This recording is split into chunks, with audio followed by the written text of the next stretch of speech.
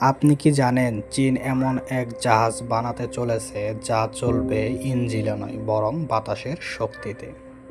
হ্যাঁ, এটা কোনো কল্পনা নয় বরং বাস্তব।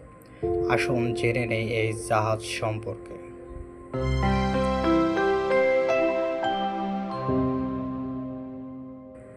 আপনি যদি আমাদের চ্যানেলে নতুন হয়ে থাকেন তাহলে সাবস্ক্রাইব করে বেল আইকনটিতে প্রেস করে রাখুন। চীনের শিপিং বিল্ডাররা তৈরি করছে ওয়ার্ল্ড পাওয়ার কার্গো শিপ, যা বিশাল আকারে ফুটেল বল ব্যবহার করে। এর লক্ষ্য হলো জ্বালানিকে 30% পর্যন্ত কমানো এবং কার্বন নিঃসরণ করা।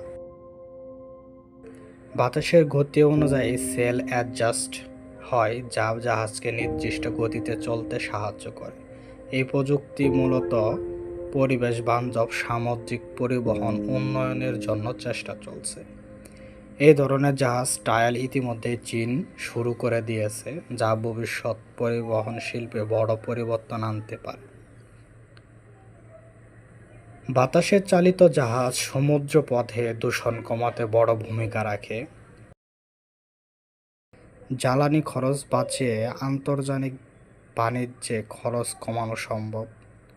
সমুদ্রপথে কার্বন নিঃসরণ হ্রাসের জন্য এটি হতে পারে সবচেয়ে যুগান্তকারী পদক্ষেপ। আপনিও কি ভাবছেন এই ধরনের নতুন প্রযুক্তি আমাদের পরিবেশ রক্ষায় কতটা কার্যকর হবে? কমেন্টে জানিয়ে দিন আপনার মতামত। ভিডিওটি ভালো লাগলে লাইক, কমেন্ট, শেয়ার আর আমাদের চ্যানেলটি সাবস্ক্রাইব করতে ভুলবেন না।